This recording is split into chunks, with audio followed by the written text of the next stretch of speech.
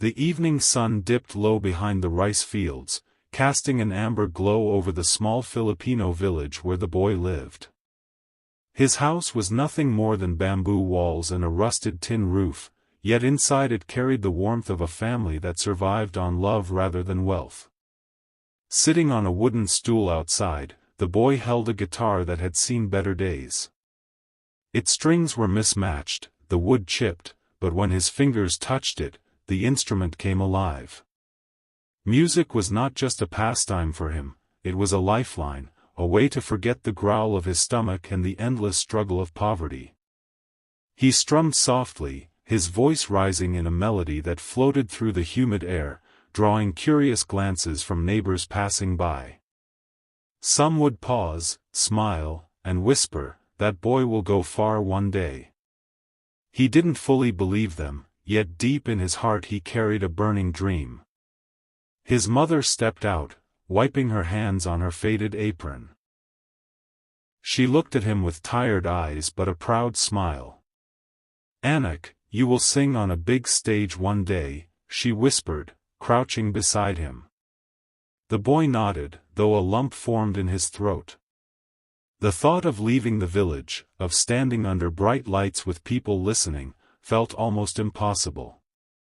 Yet when he closed his eyes, he could see it, a massive stage, a roaring crowd, judges staring in awe as his voice filled the room. He strummed again, this time with more force, and sang louder, letting his voice echo into the night. He didn't care that his shirt was torn, or that tomorrow he would have to help his mother sell vegetables in the market. In that moment, music made him rich, music made him powerful, music made him free. As the crickets began their nightly chorus, he clutched his guitar tightly and whispered a promise to himself: no matter how far, no matter how hard, he would chase that dream. Somewhere beyond the fields and the mountains, the world was waiting to hear his song.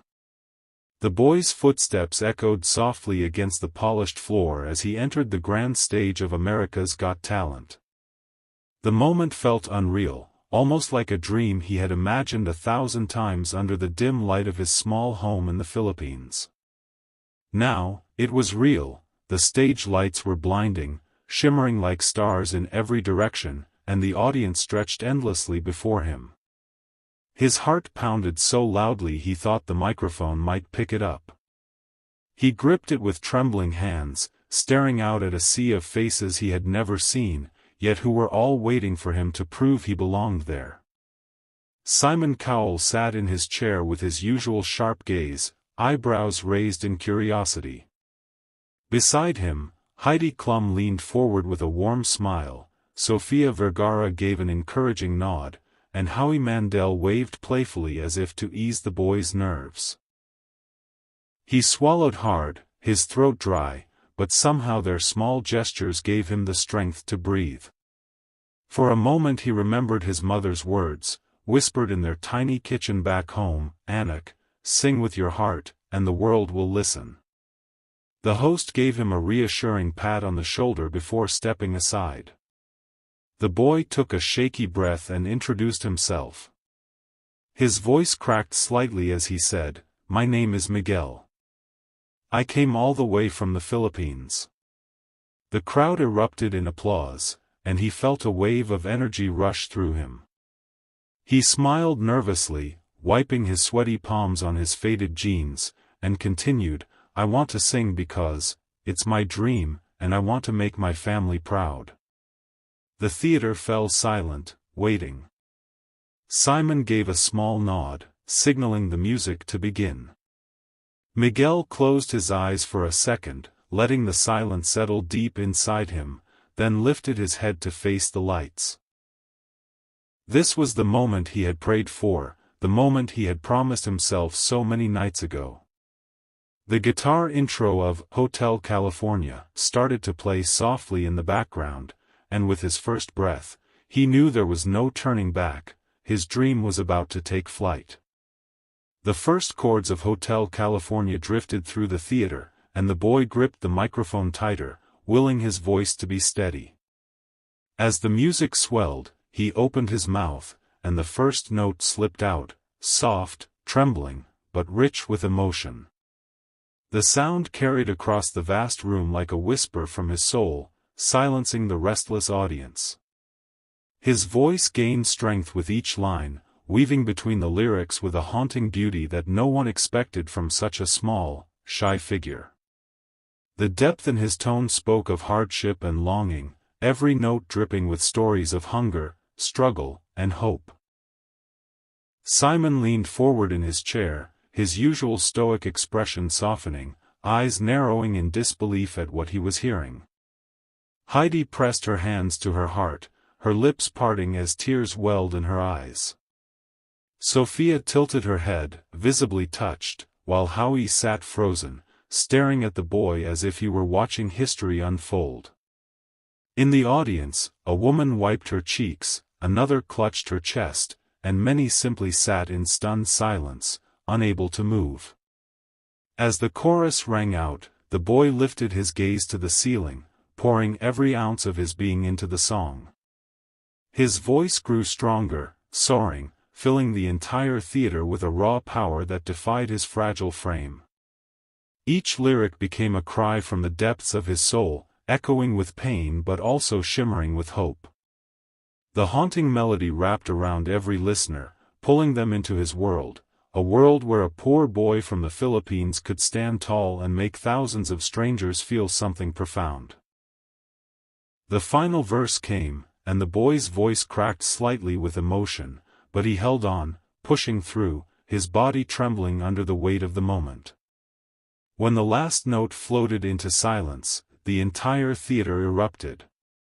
People leapt to their feet in a standing ovation, clapping, cheering, shouting his name. The boy stood frozen, chest heaving, tears streaming down his face, unable to believe that this dream, once whispered into the night back home, was now unfolding under the brightest lights of the world. The theater exploded with applause, cheers echoing like thunder as the boy stood frozen on stage, his small frame trembling under the roar of thousands. Tears blurred his vision, but through the golden haze of stage lights he could see the judges rising to their feet. Heidi clapped with her hands high above her head, her eyes shimmering with emotion. Sophia turned to the crowd, shouting, "Incredible," while Howie pounded the desk in excitement, grinning ear to ear. But it was Simon, stoic, often critical Simon, who leaned back in his chair, his eyes fixed on the boy with an expression few had ever seen before, awe mixed with pride. The boy lowered the microphone slowly, chest rising and falling with each shaky breath. He tried to smile, but the lump in his throat made it impossible. He had come all this way with nothing but his voice and a dream, and now the world was standing for him. His knees weakened as the applause grew louder, echoing like a wave crashing against him. He whispered under his breath, "Mama. I did it." And then it happened. Simon, never breaking eye contact, stood and reached out his hand toward the golden buzzer. The audience gasped collectively, realizing what was about to happen. The boy's eyes widened, his heart pounding so violently he thought it might burst. Simon pressed his palm flat, then slammed it down with force. The sound of the buzzer blared, and in an instant, golden confetti rained from the ceiling, glittering under the lights like falling stars. The boy's hands flew to his face as he collapsed to his knees, sobbing uncontrollably, overwhelmed by joy he had never known before. The judges rushed forward, Simon leading the way, placing a reassuring hand on the boy's shoulder. Heidi bent down to hug him tightly, whispering, "You're a star." Sophia wiped her own tears, and Howie knelt, pointing to the boy and shouting to the crowd, "This is what dreams are made of." The theater shook with chants of his name, and in that breathtaking moment, the boy was no longer just a poor child from a faraway village, he was a symbol of hope, courage, and the boundless power of chasing a dream. Backstage, the boy sat on a simple couch, his hands still clutching handfuls of golden confetti as though letting go might make the moment disappear. His cheeks were wet, but his smile stretched wider than ever before. The buzzing in his ears from the applause still lingered, like a sweet echo he never wanted to fade. A staff member handed him a bottle of water, but he barely noticed. His mind was replaying every second on stage, from the trembling first note to the moment the golden rain fell over him. He reached into his pocket and pulled out his small phone. With shaking fingers, he called home. The screen flickered, and suddenly his mother appeared, her face tired yet glowing with pride. Behind her, the bamboo walls of their modest home were visible. "Anak," she whispered, her voice breaking, "you did it." Tears streamed down both their faces as he held up the confetti to show her proof of the miracle. "I sang for you, Mama," he said softly. She smiled, nodding, unable to speak through her sobs. At that moment, he knew this was not just his victory, it was theirs. The world had finally heard his voice, and his journey had only just begun.